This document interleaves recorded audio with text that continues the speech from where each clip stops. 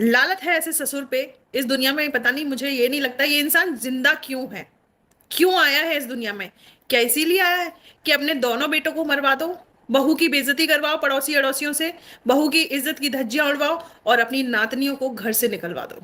इन लोगों ने उसको इतना मेंटली टॉर्चर कर दिया है, इतना मेंटली हार्म पहुंचाया है उसको, कि वो उसके पास है ना मरने के सिवाय कुछ साधन नहीं बचा। तो ये लोग चाहते ही ये हैं कि वो मर जाए, इस दुनिया से चली जाए। तो इस चीज को हम कामयाब नहीं होने देंगे, क्योंकि ये इतना बेगैरत, इतना घटिया इंसान है ना कि इसको जितने अच्छे अच्छे शब्दों से नवाजा जाए। क्योंकि ये सारी चीजें मैं सोचती हूँ, घर का एक मुखिया अगर जिंदा है तो उसके घर के बच्चे कभी भी परेशान नहीं होने चाहिए, और वो बहू बहू भी उसके बच्चों में ही आती है। वो कुछ ना लेके आई ना कुछ दे के आई, सिर्फ इनके घर ही तो गई थी। एक उसने वीडियो ही बनाया था मेमोरीज के लिए। तुमने यानी कि तुम्हारे मेरे हिसाब से जो तुम दोनों, छोटी जीजी, अब क्या इस घटिया लड़की का नाम छोटी चीजी लूं, मेरे लिए तो घटिया ही है। आज जो चीज हुई है उसके लिए कैसे सपना रो रही, फिर भी इस लड़की को रहम नहीं आ रहा, तरस नहीं आ रहा। तो मेरे लिए क्या है, मेरे लिए तो कुछ भी नहीं है। जिस इंसान की वजह से कोई दूसरा इंसान दुखी है, मरने तक की सोच रहा है, तो उस इंसान के लिए मेरे दिल में तो कोई जगह नहीं होगी गाइस। मेरे दिल में तो कोई भी जगह नहीं है उस इंसान के लिए। हमारी मामी सास हैं, और जो हमारी वो है सपोली। तो यानी कि तुम लोगों ने कंटेंट बनाने के लिए बच्चों को याद किया, सच में दिल से बच्चों को याद नहीं किया। तो 2 मिनट में हो जाएगा। अगर इस घर की ये बहू को कुछ हुआ ना, तो शकुनी मामा छोड़ा तुम्हें भी नहीं जाएगा, बख्शा तुम्हें भी नहीं जाएगा। सबसे पहले तुम ही धरे जाओगे, क्योंकि ये जो अड़ोसी पड़ोसी जो भी जितना भी बोल रहा है ना, तुम्हारी परमिशन से बोल रहा है। और वो खुद अपने चैनल पे बता रहा है कि मुझे अंकल जी बुलाते हैं, मुझे अंकल जी बताते हैं। तो कौन जिम्मेदार हुआ? तू हुआ शकुनी मामा, तू हुआ।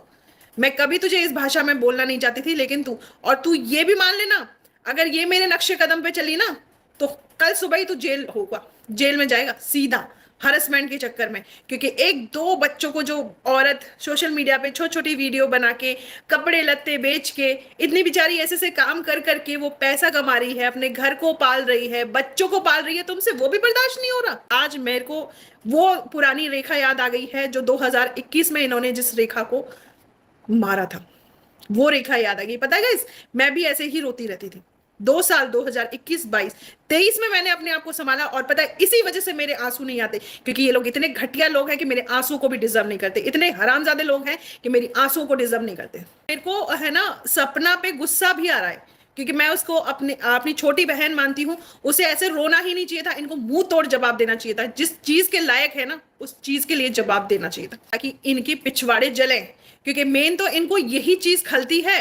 अड़ोसी हुआ, पड़ोसी हुआ, वो सपोली हुई, सपोली का घर हुआ, कि ये बिना पढ़ी लिखी इतना पैसा कैसे कमा रही है। सबसे ज्यादा यही चीज खलती है इन लोगों को। मैं तो कह रही हूँ उसको काफी टाइम से, आज से नहीं, पिछले 2 साल से कह रही हूँ, जब से वो अपने घर से निकली है, कि सबके खिलाफ रिपोर्ट डाल।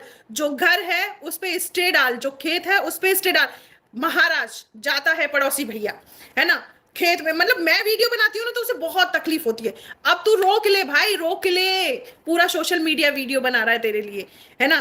तू, हम तो अच्छा पड़ोसी तो मुझे तब मानते कि तू अपनी भाभी का भी सपोर्ट करता और अपने अंकल का भी सपोर्ट करता।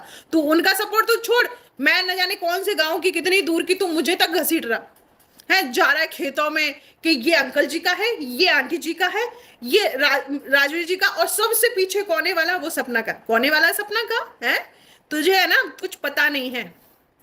अब फुल स्ट्रेंथ में मेरे साथ सब खड़े रहेंगे। मैं खुद अकेले करना चाहती हूँ इस चीज को, और मैं करूंगी, मैं जाऊंगी। अरे इस इज्जत के लायक वो, सच में गाइस, वो शकुनी मामा इस इज्जत के लायक है ही नहीं। एक तो जो आदमी अपने घर की बहुओं को तू तड़ाक से बोल रहा हो, बताओ वो उसकी क्या इज्जत।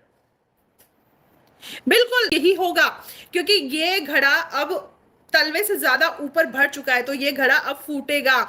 लेकिन हम बस यही चाहते हैं कि यहाँ जनहानि ना हो, मतलब हमारे घर के कोई भी सदस्य को कोई भी प्रॉब्लम ना हो। लेकिन ये मान ही नहीं रहे। बताओ, आज वो लड़की अपने घर में अकेली है, उसने बाल काट लिए अपने, ठीक है, ये जरूर शाम तक के, शाम में ही हुआ है, आज का ही है ये वीडियो, शाम में ही हुआ है।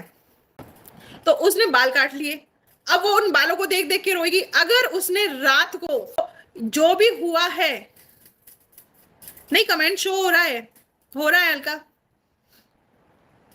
जो भी, अगर उस लड़की को कुछ हुआ ना, तो पड़ोसी तू भी नहीं बचेगा, और ये कालू जो मामा है ना, जो है ये, इसको, इसका आज एक नया नाम, मैंने एक किसी की वीडियो देखी थी, बहुत बढ़िया नाम लगा था उसका। नाम उसने नागराज रखा है। एक आंटी जी है, बहुत अच्छी वीडियो बना रही है, नागराज शकुनी मामा। अगर इसको कुछ हुआ ना तो तू अपने लिए सोचना ना कि तेरा क्या बनाऊंगी, क्योंकि जीती जागती चश्मदीद गवाह मैं ही हूं इस केस की।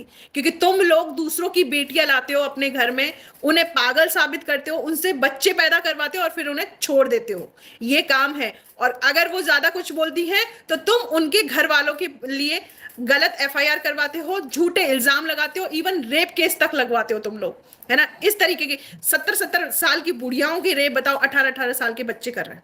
ऐसी फैमिली आपने कहीं देखी है गाइस? कहीं देखी है? और ये बता दे नागराज कि तू फूफा होके उस लड़की का बाप बन गया, तो बाप होके बाप नहीं बन सकता? किस हैसियत से बना तू फूफा, ये मुझे बता दे बस।